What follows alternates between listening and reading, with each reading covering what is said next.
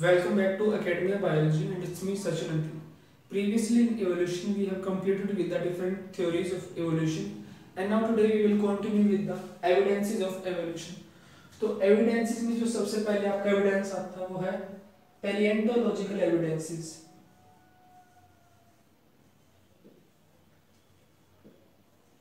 Paleontological evidences.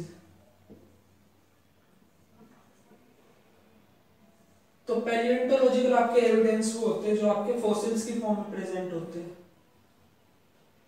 Fossils की form में जो आपके प्रेजेंट होते हैं. And the study of paleontological evidences is known as पैलियोंटोलॉजी.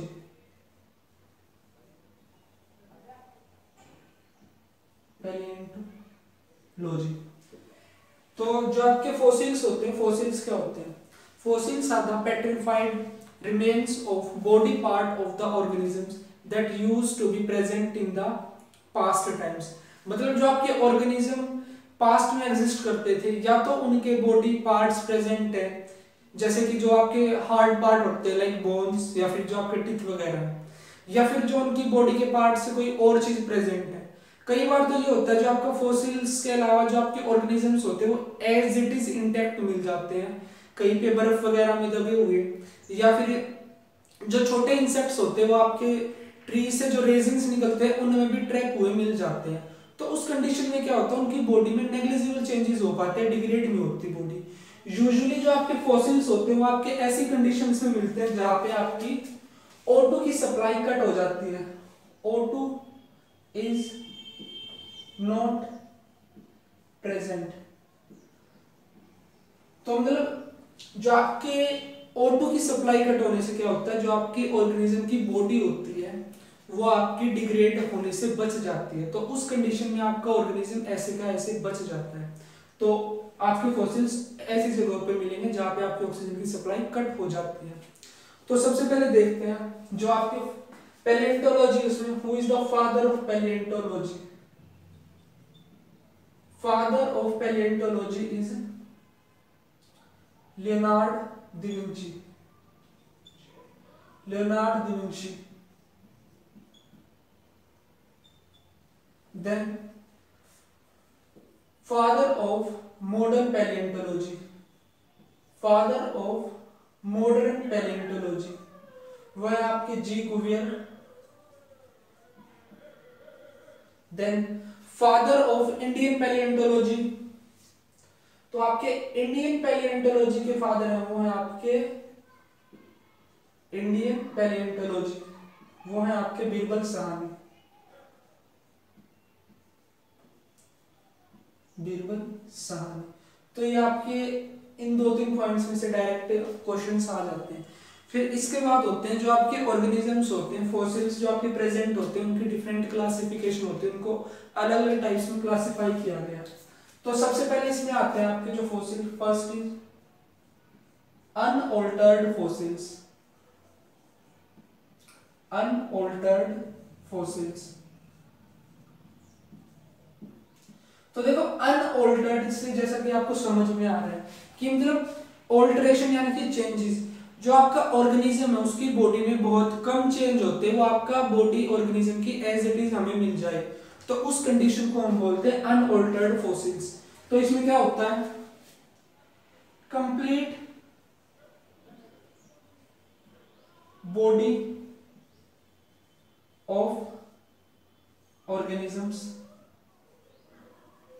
Complete body of organisms found, कि आपका जो ऑर्गेनिज्म उसकी कंप्लीट बॉडी मिल जाती है. तो यूजुअली ये आपका किस कंडीशंस में होता है, जहां जैसे कि आपका जो बर्फीले इलाके हैं तो वहां पे क्या होता है, आइस वगैरह में जो आपके ऑर्गेनिज्म है वो मिल जाते हैं. और इसका एक एग्जांपल है आपका मैमथ.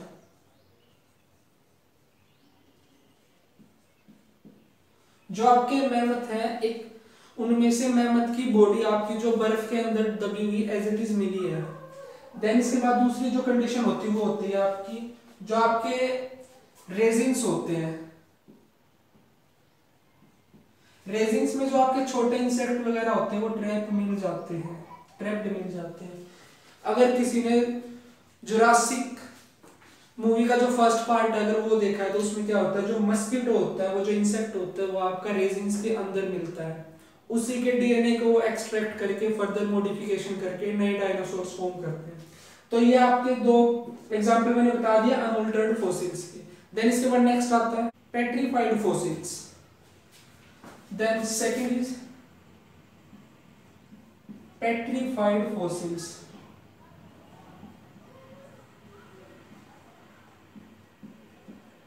पेट्रीफाइड फॉसिल्स, तो पेट्रीफाइड फॉसिल्स में क्या होता है, only hard parts, only hard parts of organisms are found. जो आपका ऑर्गेनिज्म होता है उसके सिर्फ हार्ड पार्ट मिलते हैं, जैसे कि उसमें आपका हो जाता है teeth and parts from your bony skeleton, या फिर जो बोनी स्केलेटन होता है उसमें से मिलना कुछ bony skeleton parts, bony skeleton parts. Then उसके बाद नेक्स्ट आता है आपका थर्ड है, this is your printed fossils.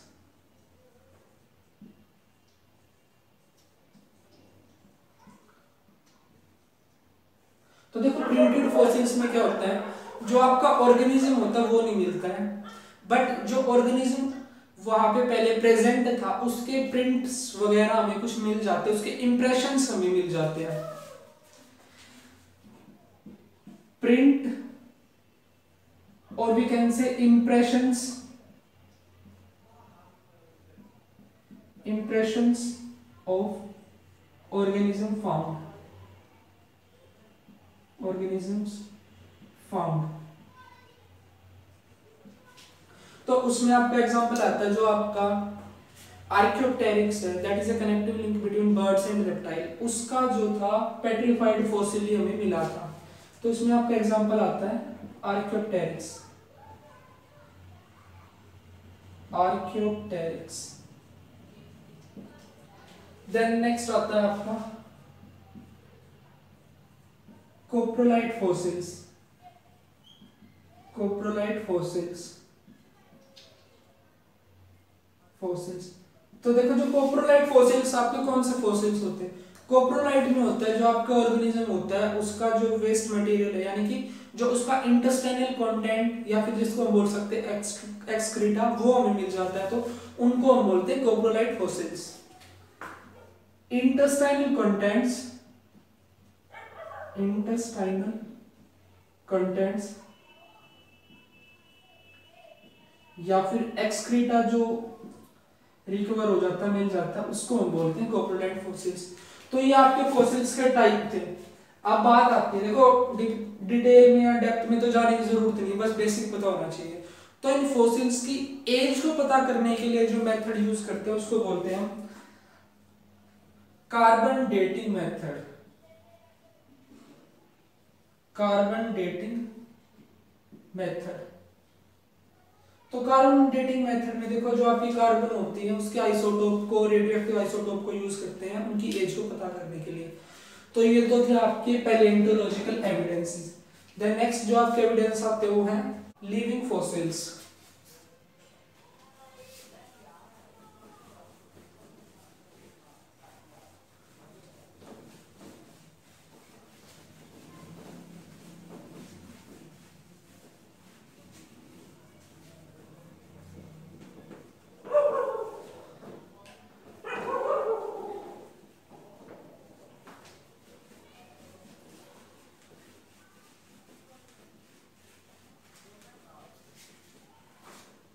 तो देखते हैं आपके लिविंग फॉसिल्स क्या होते हैं। Second is your living fossils. Living fossils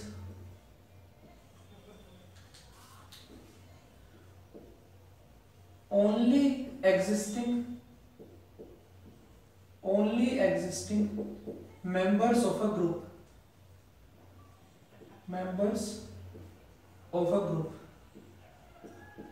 तो देखो लिविंग फॉसिल्स वो होते हैं जो किसी ग्रुप के वो मेंबर्स हैं जो टाइम के साथ इवॉल्व नहीं हुए, मतलब जो इनके साथ वाले ऑर्गेनिजम्स थे ना वो तो सब के सब इवॉल्व होते चले गए, उनमें इवोल्यूशन हो गया, चेंजेस आ गए और वो बदल गए।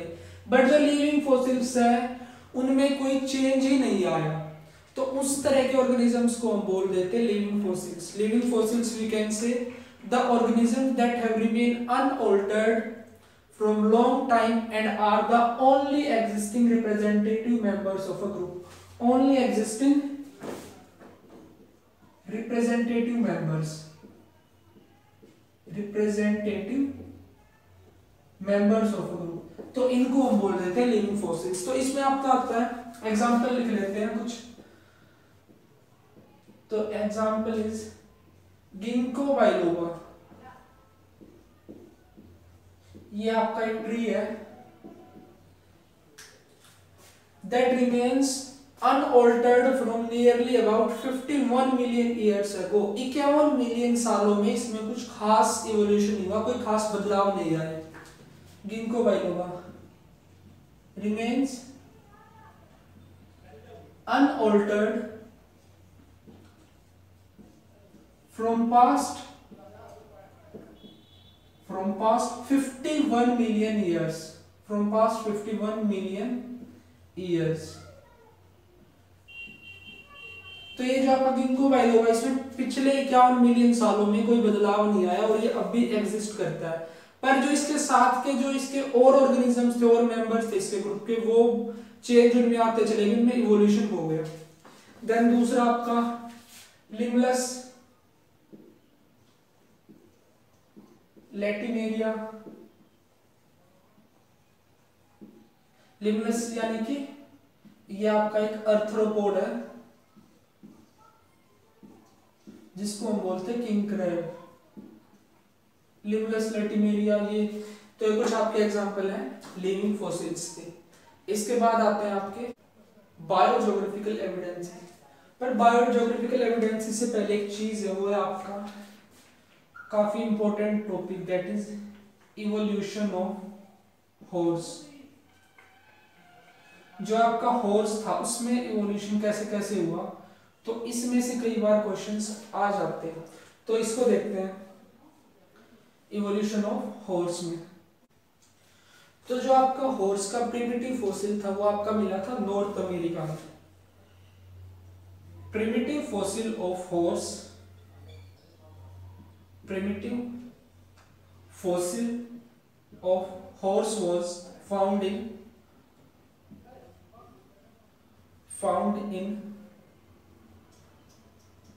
North America। जो आपका हॉर्स का जो फर्स्ट फॉसिल था वो आपका नॉर्थ अमेरिका में मिला था, जिससे आपका जो हॉर्स का एवोल्यूशन था उसको स्टडी किया गया था। तो जो आपका जो सबसे प्रिमिटिव जो हॉर्स था वो था आपका इयोहिपस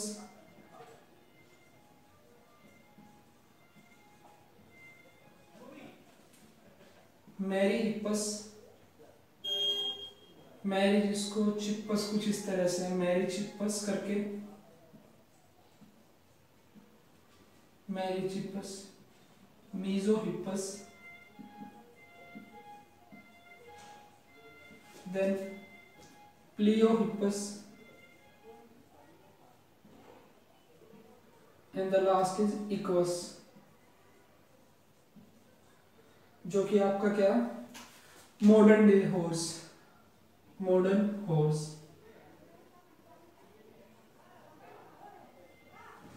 तो जो आपका इयोहिपस है, दिस इज द एंशिएंट, जो सबसे आपका पुराना हॉर्स है वो आपका इयोहिपस, देन मेरिचिपस, मीजोहिपस, प्लियोहिपस एंड इक्वस। तो अब देख लेते हैं किस टाइम पे एग्जिस्ट करते थे। तो अब देख लेते हैं जो आपके हॉर्सेस थे किस टाइम पे एग्जिस्ट करते थे। The Eohippus was found in Eocene epoch, Eocene epoch. This was found in Oligocene, Oligocene epoch, and Mesohippus was found in Miocene epoch, Miocene epoch. Pliohippus was found in Pliocene epoch, Pliocene epoch, and Equus was found in Pleistocene epoch. Pleistocene epoch. तो अब ये देखते हैं कि कितने time पहले exist करते थे। तो जो आपका Eohippus था, this was found near about 60 million years ago. 60 million years अगो, ये आपका 60 मिलियन ईयर्स अगो पहले एग्जिस्ट करता था। Then this was found near about 40 million years ago, and then Mesohippus 30 million, then Pleohippus was found near about 10 million years ago। और जो आपका equals यानी कि जो आपका मॉडर्न डे हॉर्स है, ये आपका नियर अबाउट 9 से 10 लाख साल पहले आया था एग्जिस्टेंस में, 9 to 10 lakh years, 9 to 10 lakh years. फिर अब इसके बाद देख लेते कि जो इनका साइज था इन हॉर्सेस का, वो साइज कितने साइज के थे नियर अबाउट। तो जो आपका Eohippus था, this was near about the size of a fox. जो आपका Merychippus था, near about the size of a modern ship.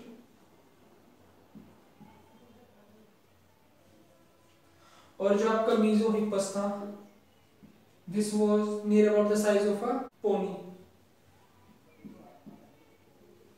And जो आपका Pleohippus था, ये था near about the size of a modern pony. And last ये आपका है मॉडर्न हॉर्स, मॉडर्न हॉर्स। फिर इसके बाद जो नेक्स्ट चीज आती है, वो जो नेक्स्ट जो इनका कैरेक्टरिस्टिक है, वो आता है कि इनके जो टो थे, वो कितने टो इनके प्रेजेंट होते थे। तो देखते हैं। तो जो आपका Eohippus था, it was 4 toed, this was 3 toed, then Mesohippus also have 3 toes, then Pleohippus 1 and Equus also have 1। तो ये हो गया आपका एवोल्यूशन ऑफ हॉर्स। तो देखो जो ये चीज है, कुछ जो इनके एपोक्स हैं, इनमें से कई बार डायरेक्ट क्वेश्चन पूछ लिया जाता है कि जो आपका Eohippus था, वो कौन से एपोक में एग्जिस्ट करता था, या फिर जो आपका Merychippus है, वो कितने साल पहले एग्जिस्ट करता था। तो ये बेसिक सी चीज है जो आपको पता होनी चाहिए, या फिर इनके टो से रिलेटेड भी क्वेश्चन आ जाता है। तो अब इसके बाद जो आपका एविडेंसेस आते हैं, वो आते हैं biogeographical evidences.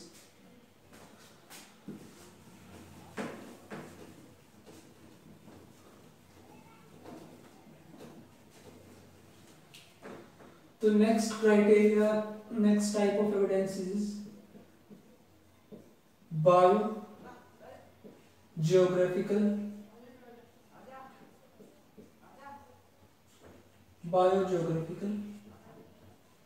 Evidences.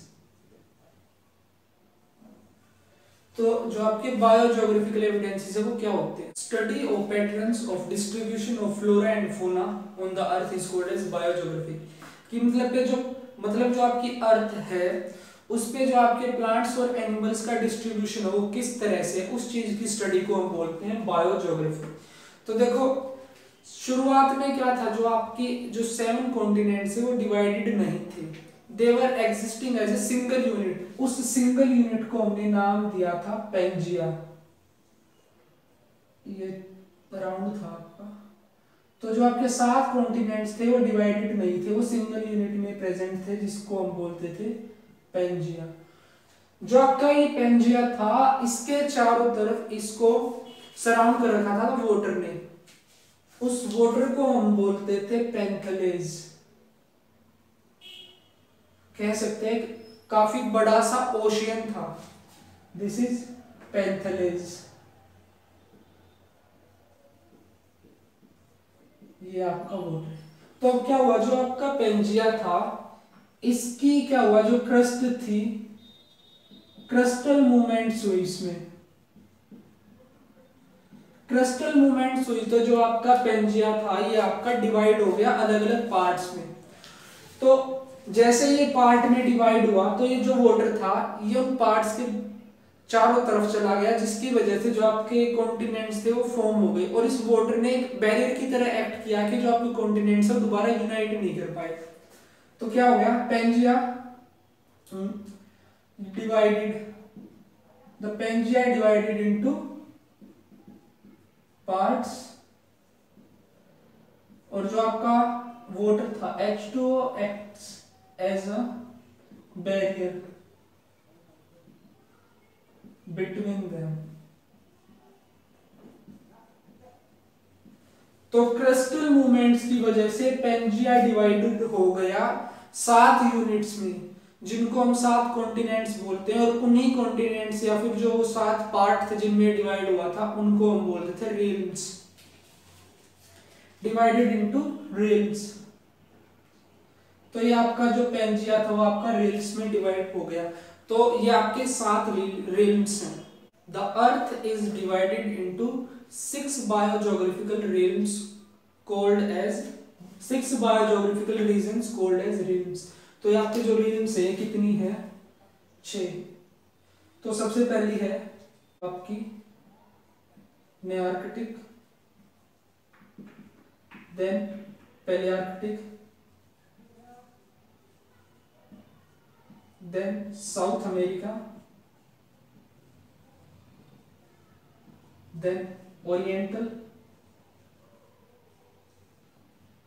then Ethiopia, and the last is Australia. Australia.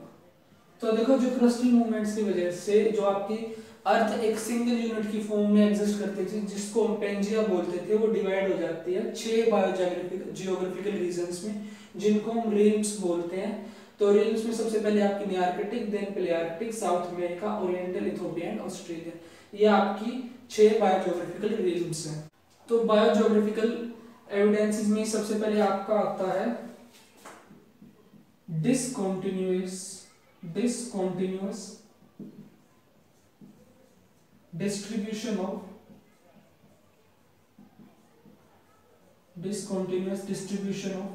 closely related species,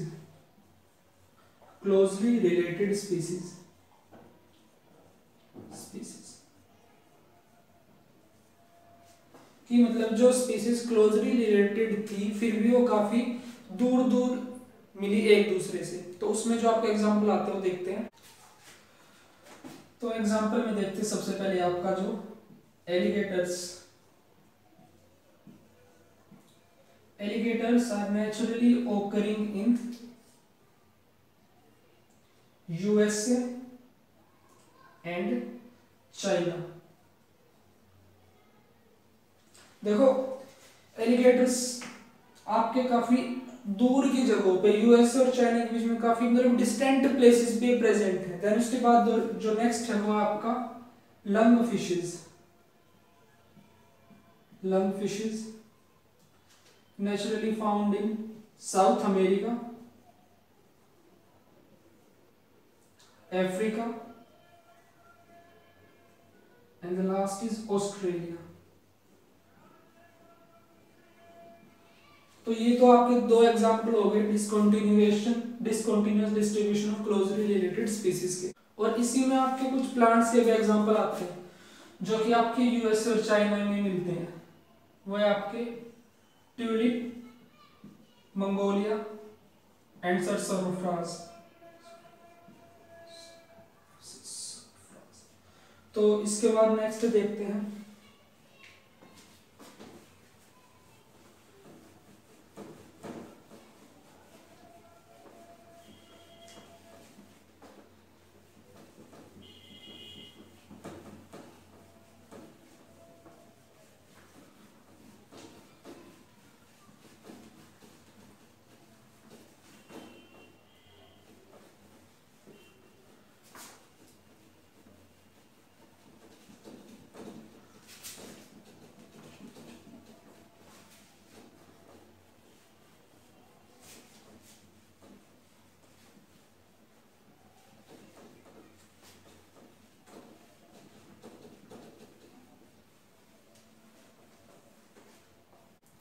तो इसी में आता है आपका बायोजियोग्राफिकल एविडेंसेस में रेस्ट्रिक्टेड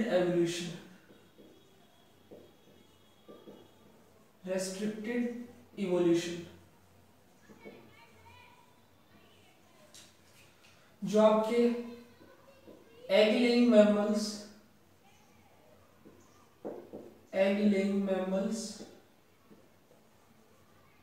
एंड जो आपके दूसरे थे marsupials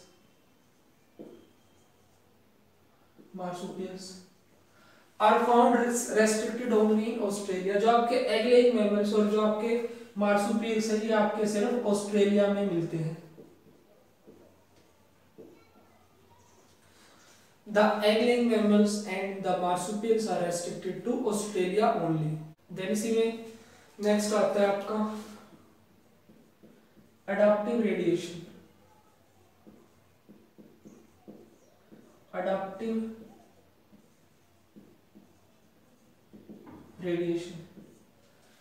Evolution of different species starting from a single point and then radiating to the different parts of the area. तो इसमें जो आपका डेफिनेशन हो इंपॉर्टेंट वो लिख लेते हैं। Evolution of different species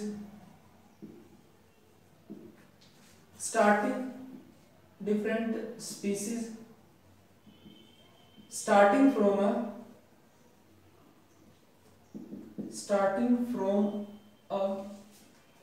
single point and then radiating to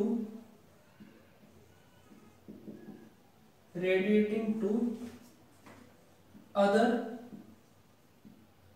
parts of the area। तो इसमें आपका बहुत अच्छा एग्जांपल आता है वो आपका Darwin finches of the Galapagos island. Darwin's finches of Galapagos island.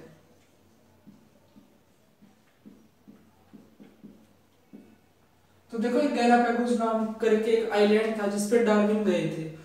तो डार्विन ने वहां पे क्या नोटिस किया कि वहां पे बहुत सी अलग अलग टाइप की फिंचेस प्रेजेंट थी, बट बाद में उनको पता चला कि जो सारी की सारी फिंचेस थी उनका एक कॉमन एंसेस्टर था और इस एक सिंगल एंसेस्टर से डिफरेंट फिंचेस का ओरिजिन हुआ है। तो मान लीजिए ये उन फिंचेस का एक कॉमन एंसेस्टर था और इस कॉमन एंसेस्टर से बहुत सारी फिंच इवॉल्व होगी। तो first is insectivorous finch, then warbler finch, उसके बाद ट्री फिंच एंड उसके बाद जो आपकी थी कैक्टस फिंच या फिर लैंड कैक्टस फिंच। तो एक कॉमन एंसेस्टर्स से इतनी अलग अलग टाइप की फिंचेस बन गई। देखो अगर देखें तो इन सब का एक कॉमन एंसेस्टर है, मतलब कि एक सिंगल पॉइंट था, सिंगल एक चीज थी जिससे इतनी सारी चीजों का डेवलपमेंट हुआ। ये इस तरह से रेडिएट हो रहा है। तो मतलब जो गैलापागोस आइलैंड था उस पे एक सिंगल टाइप की फिंच थी, उस सिंगल टाइप की फिंच से इवोल्यूशन होकर अलग अलग टाइप की फिंच आपकी पैदा हो गई, उसी को हम बोल देते हैं अडैप्टिव रेडिएशन। तो अडैप्टिव रेडिएशन आपका कैसा है इवोल्यूशन है आपका, this is a type of divergent evolution. ये आपका डाइवर्जेंट एवोल्यूशन शो करता है। देन ये आपका काफी इंपॉर्टेंट है, जो आपके एनसीईआरटी में भी काफी अच्छे से कवर किया गया है। देन इसके बाद जो नेक्स्ट आपका आता है वो आपका अडैप्टिव कन्वर्जेंस।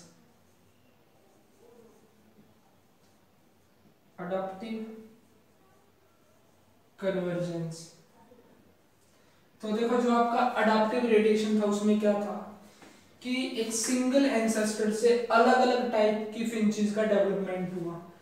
अडैप्टिव कन्वर्जेंस में क्या होता है कि जो आपके ऑर्गेनिजम्स हैं वो अलग हैं, बट इवोल्यूशन के साथ उनमें क्या हो रहा है कि उनमें सिमिलर टाइप की उनमें जो फंक्शनल स्ट्रक्चर है उनकी डेवलपमेंट हो रही है।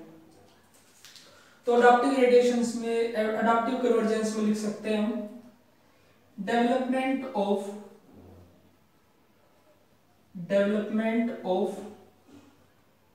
सिमिलर functional structures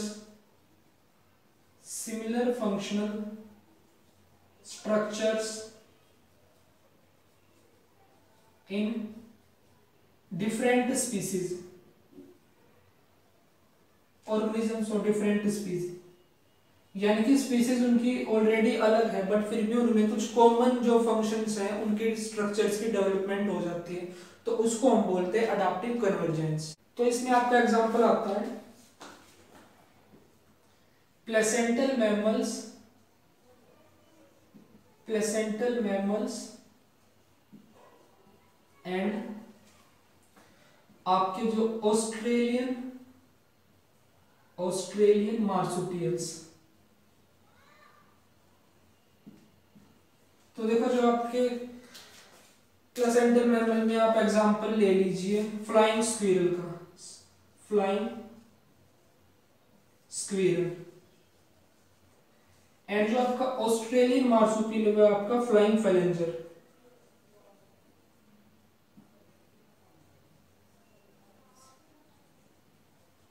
तो देखो जो आपका प्लेसेंटल मैमल है और जो आपका ऑस्ट्रेलियन मार्सुपियल, ये दोनों अलग ग्रुप हैं, मतलब इनमें डिफरेंस है, ये सेम नहीं है बट फिर भी इनमें एक कॉमन कैरेक्टर की डेवलपमेंट हो रही है उड़ने के लिए, तो इसी को हम बोल देते हैं अडैप्टिव कन्वर्जेंस। और एक चीज मार्सुपियल वर्ड से कई बार आप कंफ्यूज होते हैं कि आपका जो मार्सुपियल है वो क्या होते हैं। तो जो ये मार्सुपियल वर्ड है एक वर्ड से आया मार्सुपियम का मतलब जो ऑर्गेनिज्म या जो मैमल जिनमें पाउच प्रेजेंट होते हैं उनको हम बोलते हैं marsupials. Pouched animals, pouched mammals we can say more correctly. तो जो पाउच्ड मैमल्स होते हैं उनको हम बोलते हैं मार्सुपियल्स। इसमें आपका एग्जांपल आ जाता है कॉमन और काफी इंपॉर्टेंट जो सबको पता होता है, दैट इज कंगारू। जो आपका कैंगरू होता है उसमें आगे एक मार्सुपियम यानी कि एक पाउच प्रेजेंट होता है जिसमें वो अपने यंग वंस यानी कि अपने बच्चों को रखता है, उनको फीड करता है। तो ये तो हो गया आपका अडैप्टिव कन्वर्जेंस। तो इसी के साथ आपके जो बायोजियोग्राफिकल एविडेंसेस है वो कंप्लीट होते हैं। फिर इसके बाद आपके आते हैं थर्ड टाइप के मोर्फोलॉजिकल और एंड एनाटॉमिकल एविडेंसेस।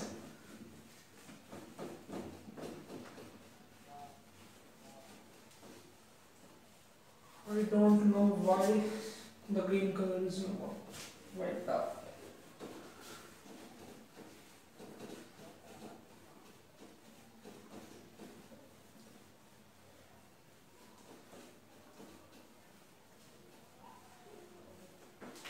तो आपके जो थर्ड टाइप के एविडेंस आते हैं वो आते हैं आपके morphological, logical and anatomical evidences.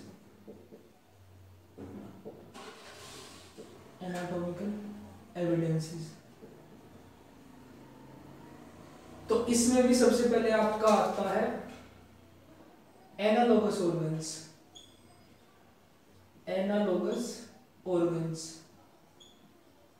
तो देखो एनालॉगस ऑर्गन्स कौन से होते हैं? एनालॉगस ऑर्गन्स वो होते हैं जिनका फंक्शन सेम होता है बट उनका जो स्ट्रक्चर होता है वो अलग होता है। तो एनालॉगस ऑर्गन्स को हम लिख सकते हैं same function but different structure. और जो आपके एनालॉगस ऑर्गन्स है दीज शो कन्वर्जेंट एवोल्यूशन, ये आपका कन्वर्जेंट एवोल्यूशन शो करते हैं। एग्जांपल से पहले एक बार इनके साथ साथ ही हम देख लेते हैं होमोलोगस ऑर्गन्स कौन से होते हैं। होमोलोगस ऑर्गन्स, तो देखो होमोलोगस ऑर्गन्स इसका उल्टा होगा, जिनके फंक्शंस क्या होंगे अलग, different functions but same structure. But same structure. तो जो आपके होमोलोगस ऑर्गन्स होते हैं, this show convergent, they divergent, ये आपके डाइवर्जेंट इवोल्यूशन शो करेंगे, डाइवर्जेंट इवोल्यूशन। तो अब इनके एग्जांपल देख लेते हैं।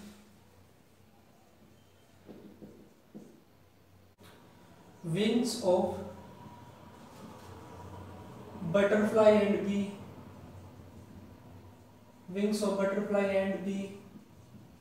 देखो दोनों के जो विंग्स हैं वो स्ट्रक्चरली तो आपके अलग होते हैं, बट उनका फंक्शन दोनों का एक ही होता है, जो कि उड़ना है। देन उसके बाद आता है eyes of octopus and mammal, eyes of octopus and mammal, then sting of bee and scorpion, then उसके बाद आते हैं आपके होमोलोगस ऑर्गन्स। इसमें आपका आता है फोर लिम्स का एग्जांपल एक काफी अच्छा, फोर लिम्स ऑफ मैन, चीता, whale एंड बैट। जो इन चारों के फोरलिंग होते हैं, उनमें जो बोन्स होती है, जो उनका स्ट्रक्चर है सबका सेम होता है। उसमें आपकी जो फोरआर्म होती है, फोरआर्म में उनकी रेडियस और अल्ना ही प्रेजेंट होती है, सब में रेडियस एंड अल्ना। आर्म में आपकी ह्यूमरस प्रेजेंट होती है। देन आपके कार्पल्स, रिस्ट में जो आपकी कार्पल्स प्रेजेंट होती है। देन जो आपकी फेलेंजिस है, फेलेंजिस में आपकी मेटाकार्पल्स प्रेजेंट होती है, मेटाकार्पल्स। देखो अगर बात करी जाए इन चारों का जो हैंड का स्ट्रक्चर देखें तो उनमें सब में सेम चीजें प्रेजेंट है। बट अगर बात करी जाए जो एक ह्यूमन बीइंग का हैंड होगा, जो चीता का हैंड होगा, उनके फंक्शन तो अलग है ना। तो ये स्ट्रक्चरली तो सब सेम है, बट फंक्शनली ये डिफरेंट है। फिर प्लांट्स में भी कुछ एग्जांपल आते हैं। प्लांट्स में आपके thorns of bougainvillea, thorns of bougainvillea and tendrils of cactus। तो देखो जो आपके बोगनविला के थॉर्न्स और टेंड्रिल्स के कैक्टस हैं, ये भी आपके होमोलोगस ऑर्गन्स हैं। तो उसी के साथ जो आपके जो testis in mail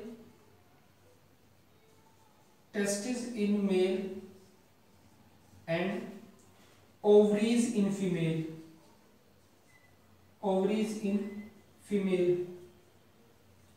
developed from same tissue,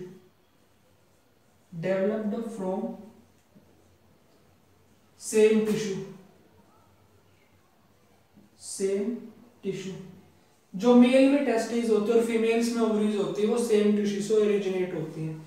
देखो स्ट्रक्चरली तो वो सेम है, बट टेस्टिस और ओवरी का दोनों का फंक्शन एक दूसरे से अलग होता है। ओ सॉरी, ये थोड़ा सा गलत हो गया। यहाँ पे आपकी आएंगी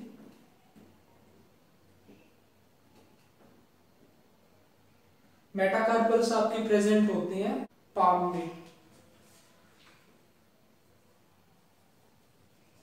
और जो आपकी फिंगर्स होती हैं, फिंगर्स में आपकी फेलेंजिस प्रेजेंट होती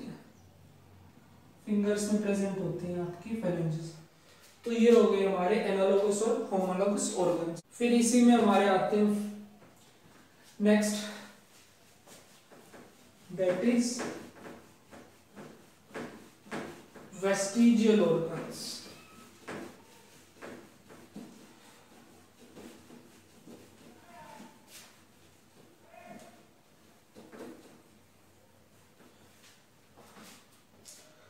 तो तो मॉर्फोलॉजिकल और एनाटॉमिकल एविडेंसेस में हमारे आते हैं थर्ड टाइप के, वो हैं आपके वेस्टिजियल ऑर्गन्स।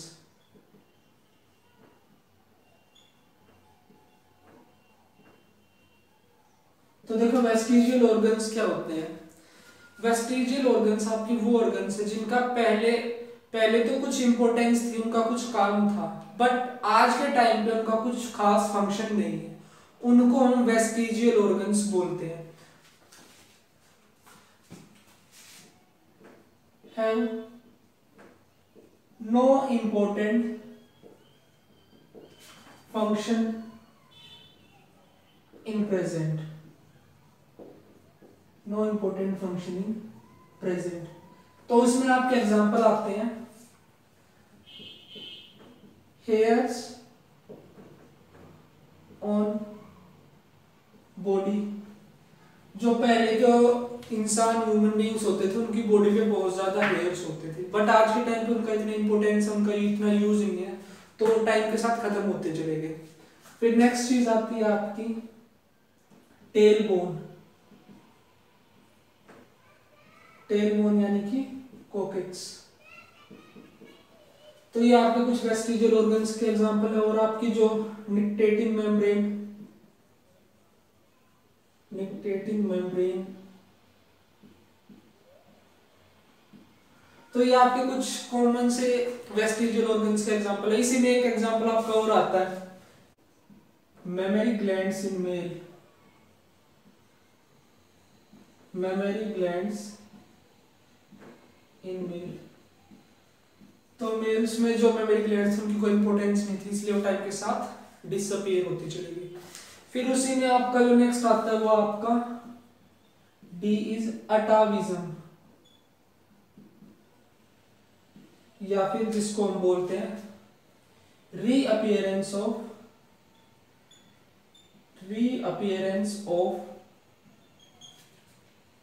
Ancestral characters.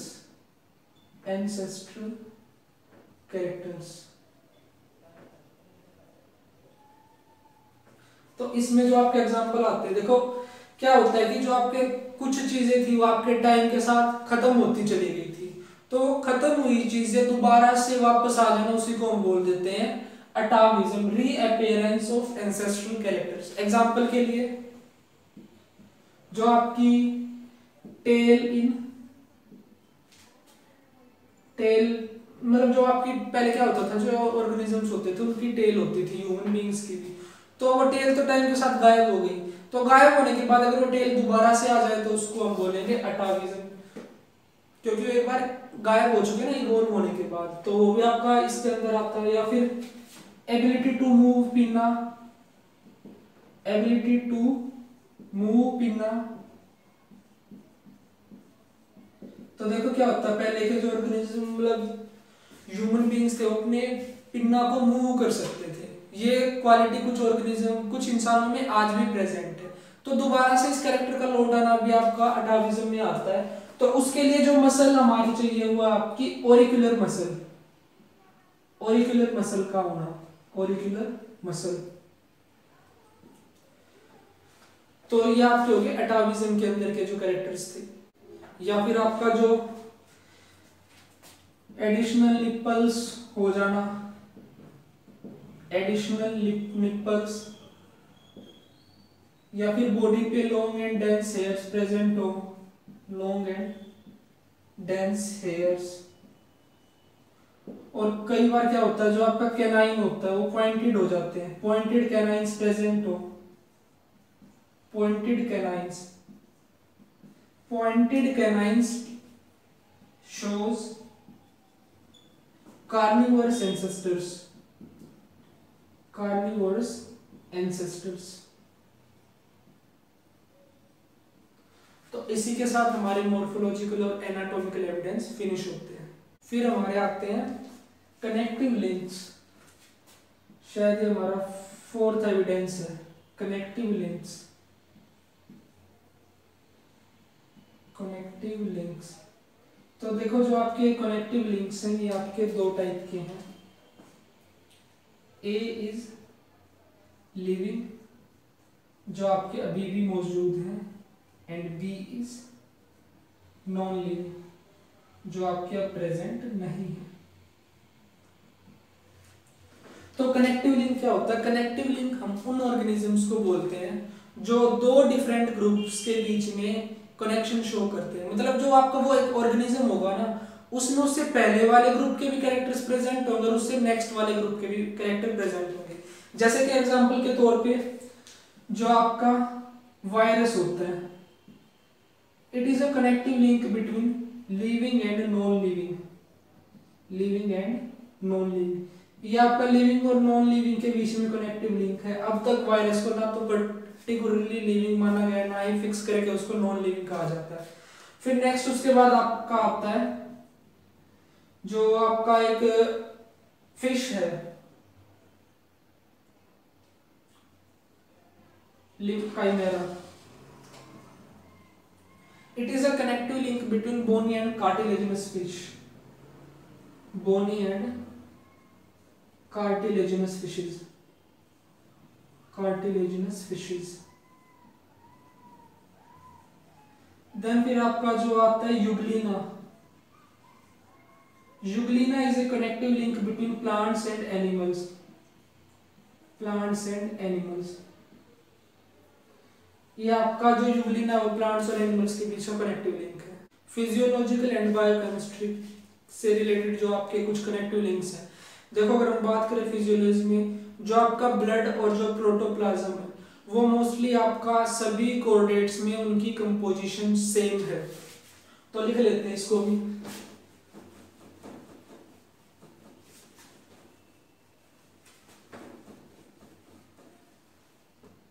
ये शायद हमारा 5th एविडेंस है, बायोकेमिस्ट्री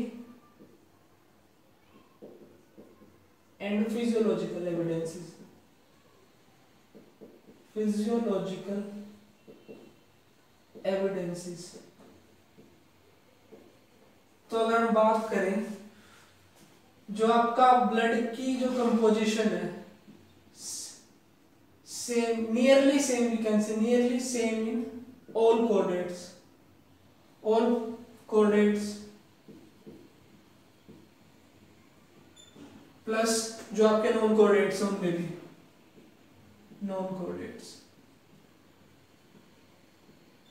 सिंपली हम इसको बोल सकते हैं जो आपकी ब्लड की कंपोजिशन है वो आपकी प्रोटोजोआ से लेकर कोऑर्डिनेट्स तक सबकी सेम है। या फिर अगर बात करी जाए प्रोटोप्लाज्म,